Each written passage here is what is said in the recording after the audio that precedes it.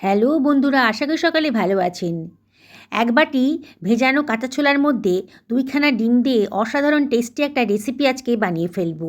এই জন্য আমি এক বাটি ছোলা নিয়ে নিয়েছি আর গরম জলে এটাকে 3 থেকে 4 ঘন্টা ভিজিয়ে রেখেছি। দেখুন ছোলাটা কিন্তু অনেকটাই নরম হয়ে গেছে। আপনারা যদি মনে করেন সকালবেলা বানাবেন তাহলে রাত্রি ভিজিয়ে রাখতে পারেন। 2খানা কাঁচা ডিম নিয়ে নিয়েছি আর ছোলাটাকে জল ঝরিয়ে একটা পাত্রের ভেতর রেখে দিলাম। এবার আমি ডিমটা ফাটিয়ে ছোলার মধ্যে দিয়ে দিচ্ছি। বন্ধুরা, রেসিপিটা বানানো কিন্তু একেবারেই সোজা আর এর টেস্ট কিন্তু একেবারে অসাধারণ। একবার যদি বানিয়ে খান না, সারা জীবন ধরে এর স্বাদ আপনারা ভুলতে পারবেন না। আমি ডিম দুটোকে ফাটিয়ে দিয়ে দিয়েছি ছোলার ভেতর। এবার একটা কাঁটা চামচ দিয়ে ডিমটাকে ভালো করে মিশিয়ে নিচ্ছি ছোলার সাথে।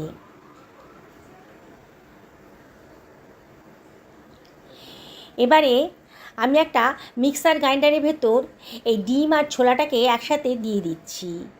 বুঝতেই পারছেন, এটাকে আমি গ্রাইন্ড করে নেব।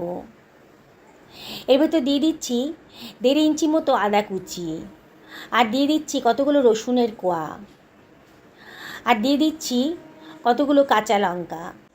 এবারে এটাকে আমি গ্রাইন্ড করে নিচ্ছি। জল দেওয়ার প্রয়োজন হবে না, ডিম আছে তো সুন্দরভাবে গ্রাইন্ড হয়ে যাবে।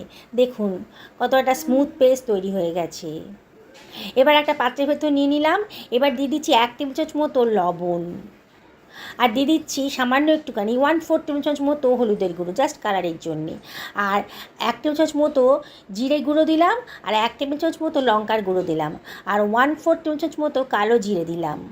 1 টেবিল চামচ বেসন দিয়ে দিলাম, আর 1 টেবিল চামচ কর্নফ্লাওয়ার দিলাম। এই দুটোই দিয়েছি বাইন্ডিংসের জন্যে। আর কতগুলো কারি পাতা কুচি করে কেটে দিয়ে দিলাম, সুন্দর একটা গন্ধ বেরোবে। এবার সব কিছু আমি খুব ভালো করে মাখিয়ে নিচ্ছি।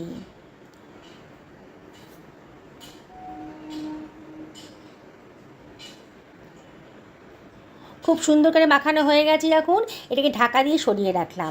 একটা মিক্সার গ্রাইন্ডারের ভেতর 2খানা পেঁয়াজ কুচি দিয়ে দিলাম, আর দিয়ে দিলাম ইঞ্চি 1.5 আদা কুচি, আর দিয়ে দিচ্ছি কতগুলো রসুনের কোয়া।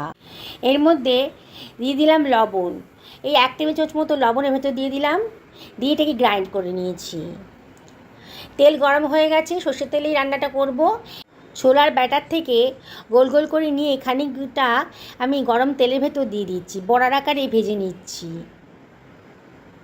একসঙ্গে সব ভাজতে পারবো না, ব্যাচে ব্যাচে ভাজতে হবে। দেখুন আমি এখন গ্যাসের ফ্লেমটা মিডিয়াম টু লোতে রেখেছি। এবার একটা চামচ দিয়ে ওপর থেকে একটু তেল ছিটিয়ে ছিটিয়ে দিচ্ছি, তাহলে খুব সুন্দর করে ভাজা হয়ে যাবে বড়াগুলো। এবার উল্টে পাল্টে বড়াগুলোকে আমি সুন্দর করে ভেজে নেব। মিডিয়াম টু হাই করে দিয়েছি, তারপরে প্রথমে মিডিয়াম টু লোতে রেখেছিলাম, তবে মিডিয়াম টু হাই করে দিয়েছি। এমন করে ভাজবেন যাতে পুরো ভেতরটাও ভাজা হয়ে যায়। হাই ফ্লেমে ভাজবেন না, তাহলে বাইরেটা পুড়ে যাবে, মানে ভাজা হয়ে যাবে আর কি, ভেতরটা কাঁচা কাঁচা থাকবে, খেতে ভালো লাগবে না। দেখুন সুন্দর একটা কালার চলে এসছে। এবার আমি তেল থেকে ঝরিয়ে অন্য একটা পাত্রের ভেতর তুলে নিচ্ছি। বাকি ছোলার ব্যাটারটা থেকেও আমি বাকি বড়াগুলো একইভাবে ভেজে নেব। বন্ধুরা, রেসিপিটা যদি ভালো লাগে তাহলে লাইক শেয়ার কমেন্ট করতে কিন্তু ভুলবেন না। আপনাদের লাইক আর কমেন্ট পেলে আমার ভিডিও করার উৎসাহটা কিন্তু অনেক গুণ বেড়ে যায়। নতুন বন্ধুদেরকে রিকোয়েস্ট করবো আমার চ্যানেলটা সাবস্ক্রাইব করার জন্যে, আর যারা ফেসবুক থেকে দেখছেন তাদেরকে রিকোয়েস্ট করবো আমার পেজটা ফলো করার জন্যে। বাকি ছোলার বড়াগুলোও আমি একইভাবে তুলে রাখলাম।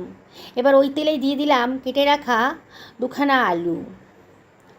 এবার আলুগুলো ডুমো করে কেটে রেখেছিলাম, সামান্য একটু হলুদের গুঁড়ো দিয়ে দিলাম, আর দিয়ে দিচ্ছি সামান্য একটু লবণ, দিয়ে আলুগুলোকে একটু ভাজা ভাজা মতো করে নেব।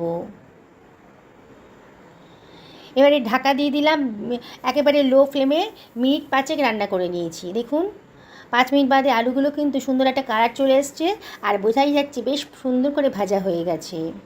এবার এটাকে তেল থেকে তুলে রাখলাম।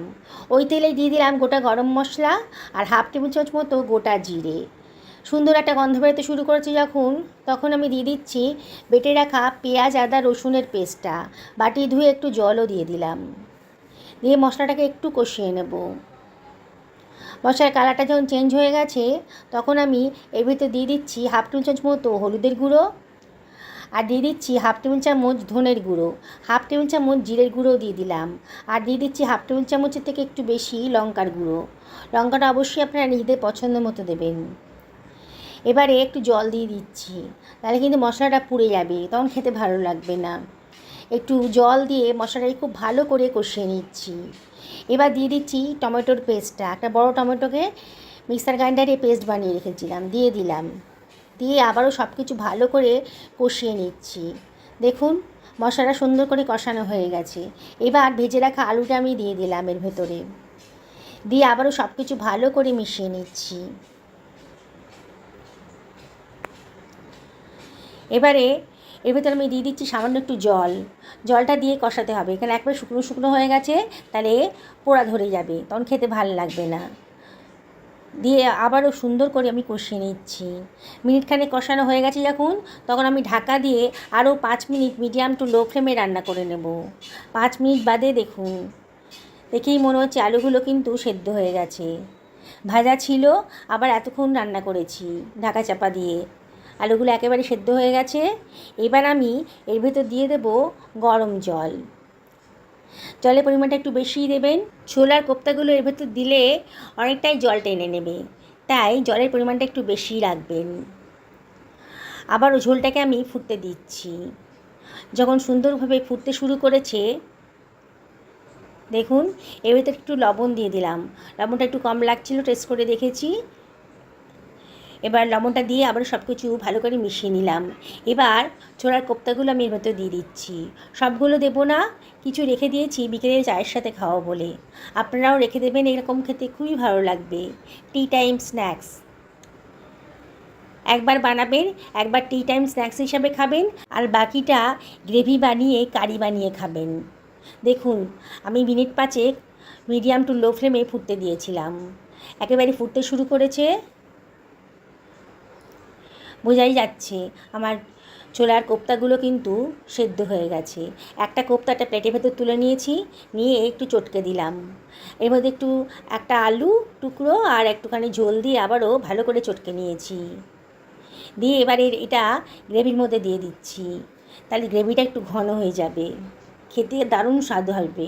এভাবে রান্না করবেন আমার মতন করে, দারুণ সুন্দর স্বাদ আসবে এইভাবে রান্না করলে পরে। এবার হাফ টেবিল চামচ মতো গরম মশলা গুঁড়ো দিয়ে দিলাম, আর হাতে ডলে একটুখানি কসুরি মেথিও দিয়ে দিচ্ছি। খুব সুন্দর একটা গন্ধ বেরোতে শুরু করেছে বন্ধুরা, অবশ্যই বাড়িতে একদিন বানাবেন। ছোলার তো নানা রকমের রেসিপি আপনারা খেয়েছেন, একদিন আমার মতন করে এইভাবে বানিয়ে খান। মিনিট 2 লো ফ্লেমে ঢাকা দিয়ে রান্না করে নেব, তারপরে গ্যাসের ফ্লেমটা অফ করে দিয়েছি।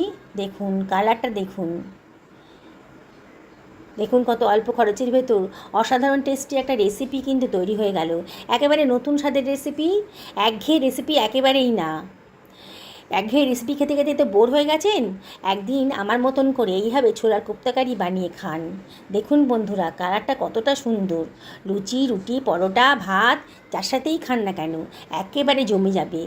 আমি একটা কোপ্তা কেটে দেখাচ্ছি, কোপ্তাটা কিন্তু একেবারে নরম তুলতুল করছে, ঝোলের মধ্যে ডুবিয়ে রেখেছি, আরও নরম হয়ে যাবে যখন খাবো। এখন অনেকটাই গরম আছে, দেখুন বন্ধুরা কি সুন্দর দেখতে হয়েছে। সকলে ভালো থাকুন এই কামনা করে ভিডিওটা এখানে শেষ করলাম। নমস্কার।